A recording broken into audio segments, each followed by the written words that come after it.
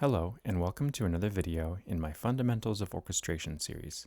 Today's video is part 2 of orchestrating a melody in strings, and I'll be focusing on the relationship between melody and supporting material, whether that be static chords or contrapuntal textures.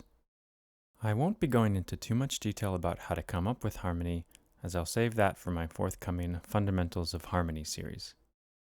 In this video, I'll simply discuss the relationship between foreground and middle ground or background string textures, and how different types of accompaniments and harmonic supporting textures serve different functions. I'll continue to use the melody from Poor Wayfaring Stranger to demonstrate these textures, and if you haven't checked out my orchestra piece Wayfaring Stranger, I'd love for you to click on the link in the description below. Let's get started. I'll start by reviewing a few concepts that I addressed in the previous video, which focused mostly on how to organize strings in unison and octaves to achieve a desired aesthetic or emotion. First, remember each instrument in the string family has a unique color and timbre, and each individual instrument's 4 strings have different timbres as well. That means that the low range of a violin on the G string has a very different sound quality than the upper register on the E string. Compare this to a piano or keyboard instrument. Yes, there are differences in timbre from a low piano note to a high piano note, but most of that has to do with frequency, whereas the timbral differences in violin notes, an octave or two apart, have a lot to do with how the overtones that make up that pitches are constructed. It's also important to remember that not all instruments are balanced at every register. For instance, the violins on the G string have a very different timbre than the violas on their G string, or the celli on their A string, even though they all share the same register. This is not only important for determining where a melody should be placed registrally, but also where an accompanimental texture should sit registrally. When creating a background or middle ground string accompaniment, it's important to consider how the melody and accompaniment interact dynamically, registrally, and texturally. Another important thing to keep in mind when writing for strings is that you don't necessarily need all 5 sections all the time. This is especially true for basses, as the notes in the bass frequency range can tire our ears if used too frequently. There are times when you might also want to use just the low strings, or perhaps just the very high strings, and in many cases you might only need just a few sections. Finally, it's always a good idea to be thinking about chord spacing and frequency. I covered this topic quite a bit in my chord spacing and harmonic series videos. It's important to pay close attention to spacing between notes in a chord, and to where those notes sit in the staff. So let's take a look once again at the melody to Poor Wayfaring Stranger. There are countless versions of this folk song, with some subtle and some not so subtle variations on the chord progression and harmonic form. I'll keep it simple, at least initially, and stick with the following chords for the first phrase of this song. The first 2 measures clearly outline the minor tonic, and measure 3 lands on the 4th scale degree before returning to tonic going into the next measure. If we want to stick with diatonic harmony, this is probably the most basic set of chords. So if we're in D minor, the chords are D minor and G minor. Again, there are so many possible variations to this, but for now I'll keep it simple. Now that we have the harmony established, one of the important decisions to make is the pacing of the accompaniment. In other words, how active is this accompaniment going to be? Do you want something extremely static, almost like a drone? Or do you want something homophonic, or moving note for note alongside the melody? Or perhaps you want something even more active than the melody itself?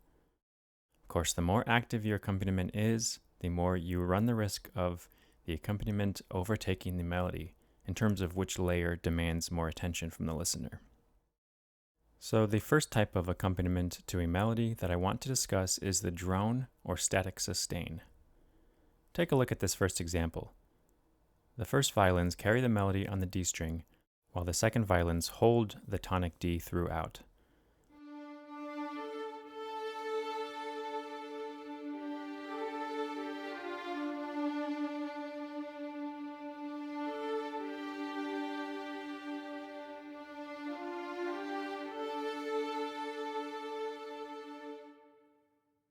This works harmonically because the D is a note in both chords, and also being the tonic, it functions sort of like a pedal tone.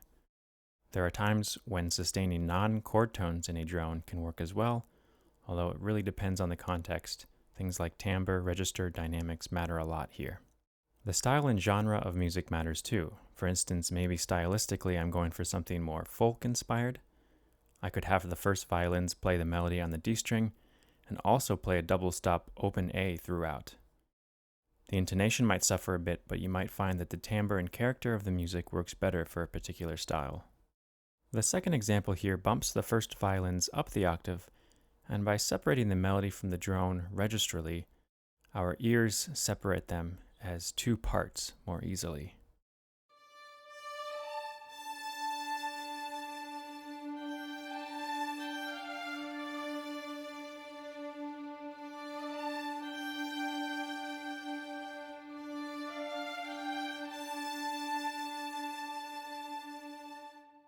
The static drone provides a small amount of harmonic support, slightly more than just an a cappella melody, simply because you can emphasize a particular note of the chord. I also think it can slow down or freeze our sense of time, which can heighten or sustain a specific emotion. In this example, I have the violins and violas playing the melody in octaves, with the low strings functioning as the harmonic support.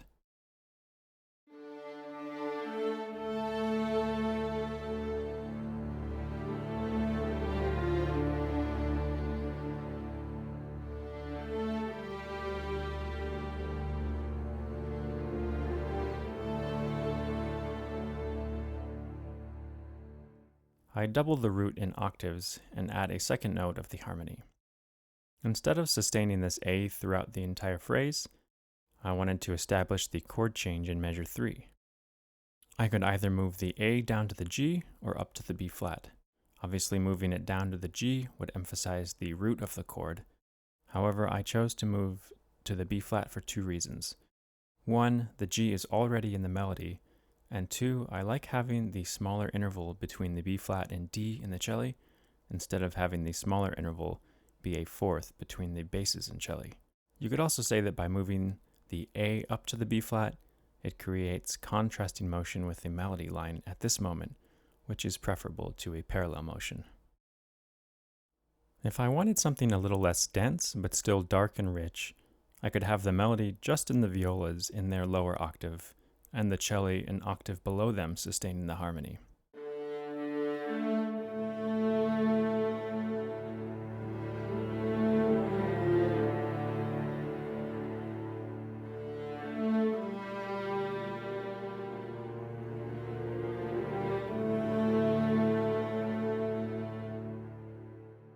Although these cello could play double stops here, I'd probably want to make them divisi, as the intonation will improve. The combination of violas on their C string and cello below them is, I think, really dark and resonant and gives the violas a chance to shine. If we shift that entire thing up an octave and have the violins play the melody and the violas on the harmony, the result is a thinner and less intense sound, more open and slightly brighter.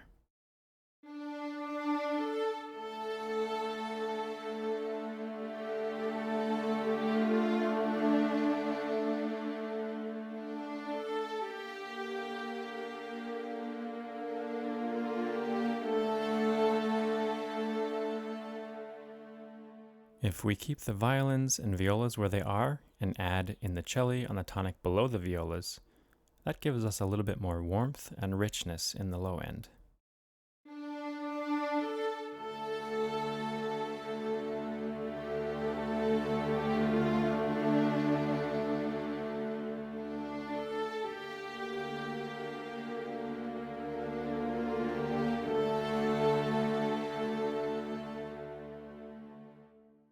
To achieve a thinner sound, you could bump the cello up the octave and have the violas just on the upper harmony notes, the A going to the B flat.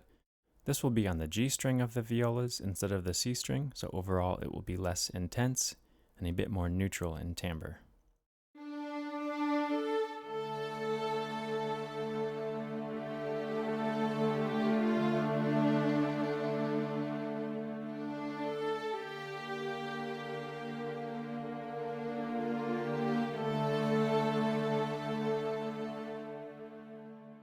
By having second violins, violas, and celli all on their lowest string, we can achieve a very rich, dark, and intense sound.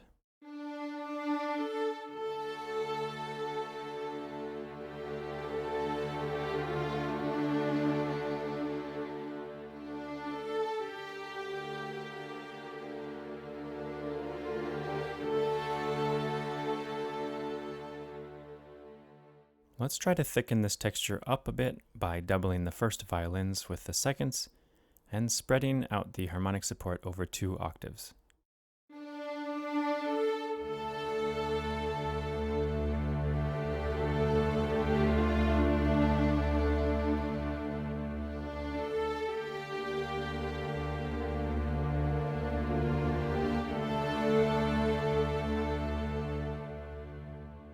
I particularly like this scoring because it emphasizes the tonic in the bass and seems almost like a pedal tone.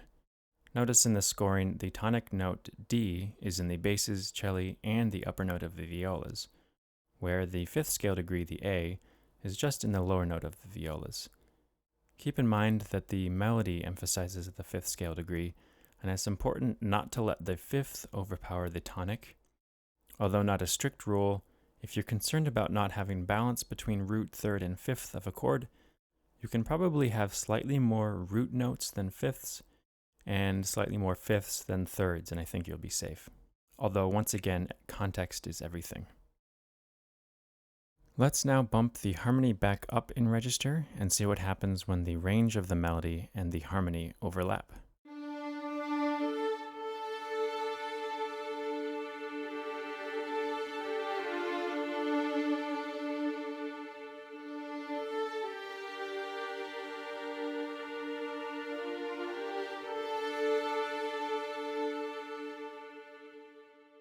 This works much better in the upper ranges, as the lower you go, the muddier it will be. Anytime you overlap the melody and accompaniment like this, you should pay careful attention to voice leading from both above and below the melody note. This melody is diatonic, so it works very well here, but you may run into voice leading or dissonance issues if your melody happens to have more chromaticism and it overlaps in register with harmonic support. This next example demonstrates moving the melody below the harmonic accompaniment and how the relationship between melody and accompaniment slightly changes when flipped around like this.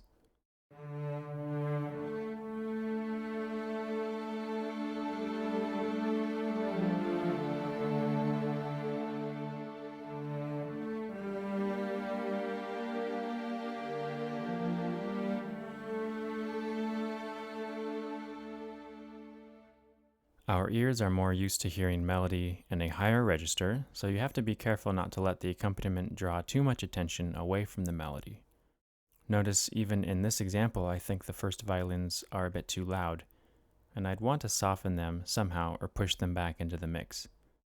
But the advantage here is having the melody in such a beautiful part of the cello's range on the D string. This example places the harmonic support between the melody. The first violins and celli are on the melody an octave apart, and the violas and seconds are between them.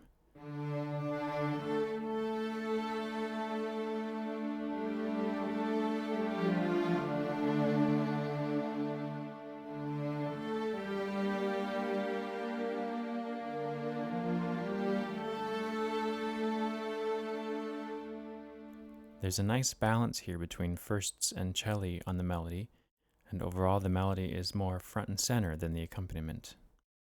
Let's stick with having the accompaniment above the melody, and let's push the harmony into the upper register of the violins and have the melody on the D string of the viola.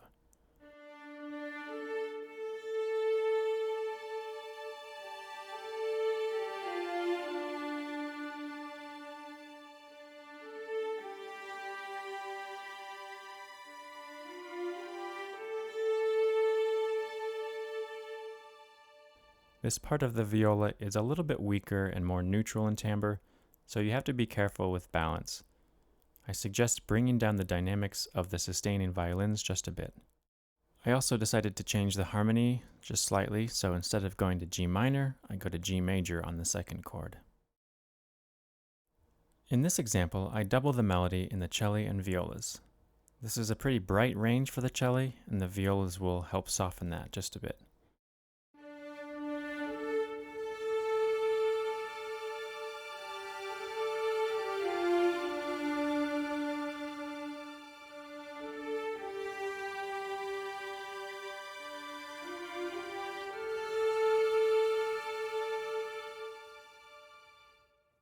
The violins are arranged mostly up on the E string, so the overall sound will be very bright, even at low dynamics.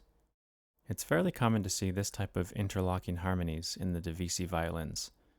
So the first half of the violin ones get the highest note, then the first half of the violin twos, then the second half of the violin ones, then the second half of the violin twos. This creates a more blended sound and may actually improve intonation as well. I, for one, really noticed just how static this example sounds. Remember, there is more room in the frequency range up here, and I think somehow the thinner, more piercing sound of the violins in this range sound more frozen to me. One way of adding motion is to add tremolos. Tremolos in the upper register aren't muddy at all, and even at low volumes, they are perfect for adding motion or suspense to an otherwise static sound.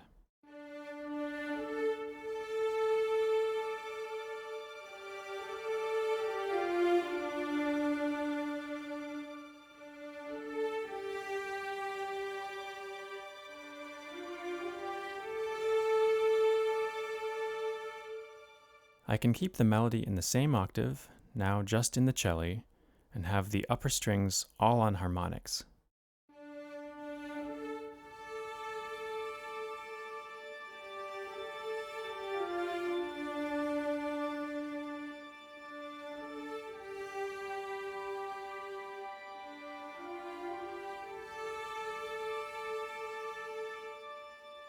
Although sample libraries rarely differentiate between natural and artificial harmonics, I specifically chose notes of the violins and violas that work as natural harmonics, as I really like the sound of natural harmonics. If you're writing for real players, the only natural harmonics that are available are roughly the first 3 or 4 overtones of each open string, although you can probably write higher natural harmonics for cello, and certainly for basses. That means that not every note is accessible as a harmonic unless you use artificial harmonics. The timbre is a bit different, however, and tuning will also be a bit different than natural harmonics. If you're writing for sampled orchestra, you don't really need to worry about this. Making these notes harmonics in this example really exaggerates the static, frozen texture. I think it also sounds a bit hollow and perhaps delicate. You can make these harmonics tremolo, which will once again add some intensity and some motion, while maintaining the delicate and hollow timbre.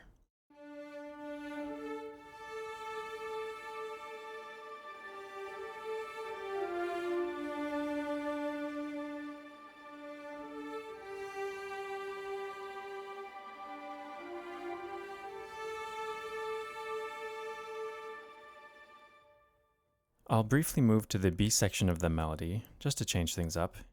This example is in the key of A flat major, and the passage's chord progression is D flat major, A flat major, back to D flat major, and C minor. So another great sound is making these notes sol tasto. As I discussed in the previous video, sol tasto removes some of the higher frequencies in the sound, so the overall timbre is slightly warmer and a bit more fragile.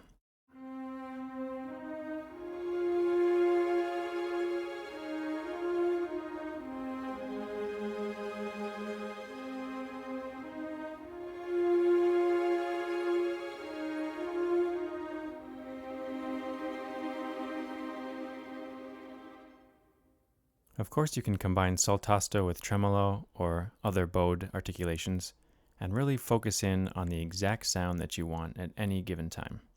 Perhaps you want something a bit softer and delicate. Muting the strings offers a slightly different sound than sol tasto. Muting the strings doesn't necessarily mean less volume, although it does remove some mid-high frequencies. It's more of a timbral change than a dynamic one.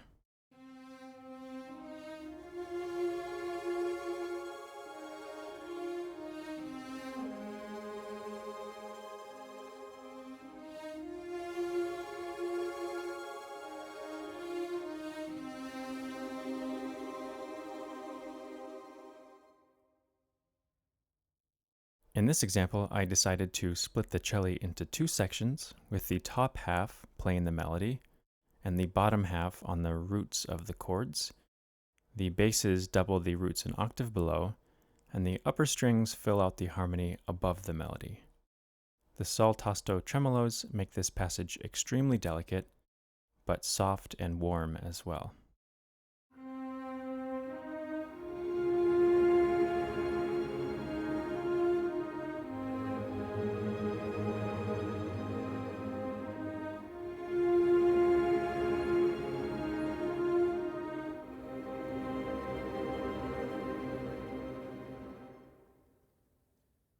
These last few examples demonstrated one harmonic change per measure.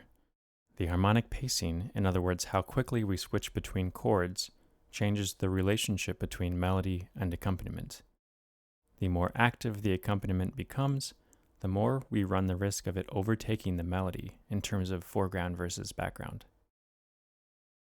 On the other hand, having a more interesting accompaniment should always be a goal as composers and orchestrators. And one of the ways in which we can go about this is by having more interesting voice leading and adding passing tones. Let's return to the A section of the melody, back in the key of D minor again. The overall chord progression is still D minor, G minor, and back to D minor. However, I've added passing tones now in the accompaniment. This creates a more interesting background with a greater sense of motion and direction. Once again, I'm not going to discuss in detail the harmonic choices here. I'll save that for a future video. Instead, I want to point out the effect that increasing the pacing of the accompaniment has on the overall texture of the passage.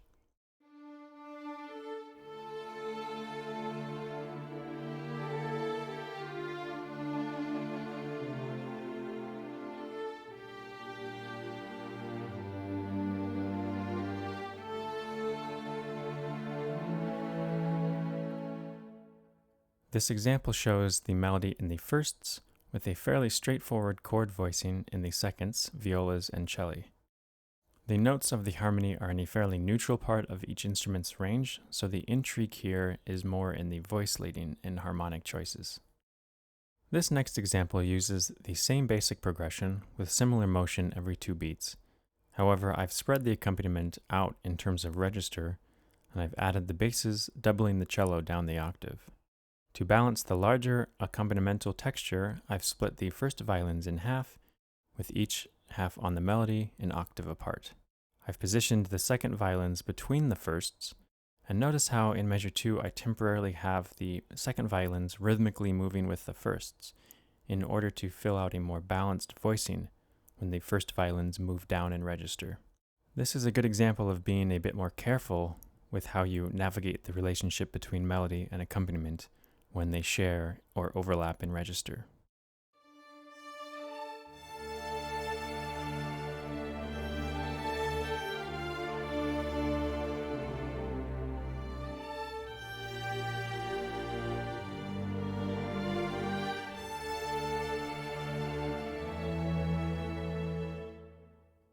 Here's yet another version, this time with violins 1 and 2 in octaves on the melody, and the harmonic support below the violins registrally.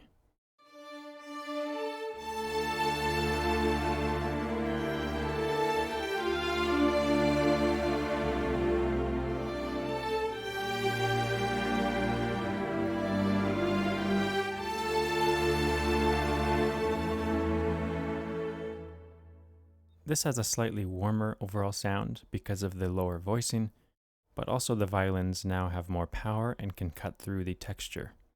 If you're going for a larger sound with more power overall, you'll definitely want to have both violin sections on the melody as opposed to divisi firsts.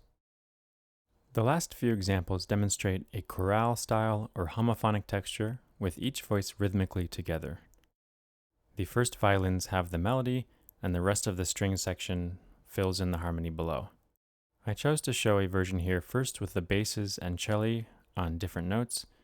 This is actually less common in older orchestral music, as you'll typically find the basses doubling the cello an octave below. Giving the cello and basses separate notes can work well at times, although you may run the risk of muddiness if voiced too low.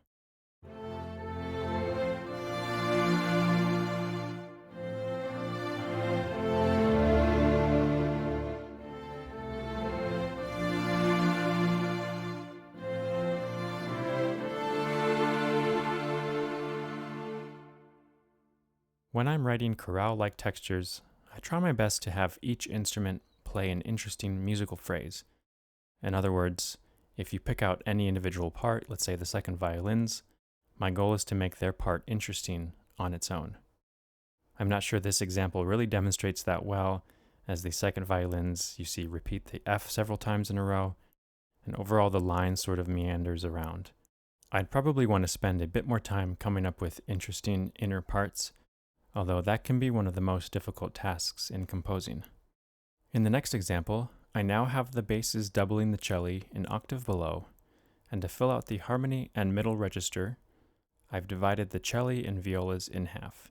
If you look at each individual line, obviously the melody is the most interesting, and then I think the basses and the low cello part is interesting in its own way, and also the second violins have a nice line here, so the inner voices, the violas and upper cello part, are less interesting. So by dividing these sections, I'm de-emphasizing these lines within the texture. So their role becomes more about filling out the harmony in their respective register.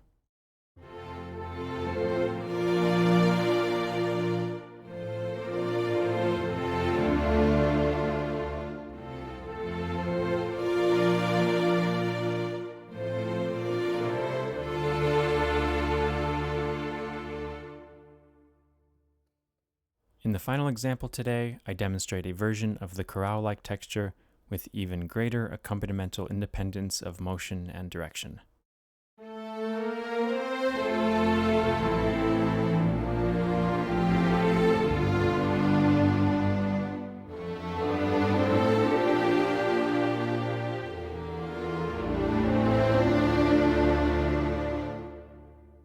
Once again, the more active and independent the accompaniment becomes, the more the listeners will be drawn to it.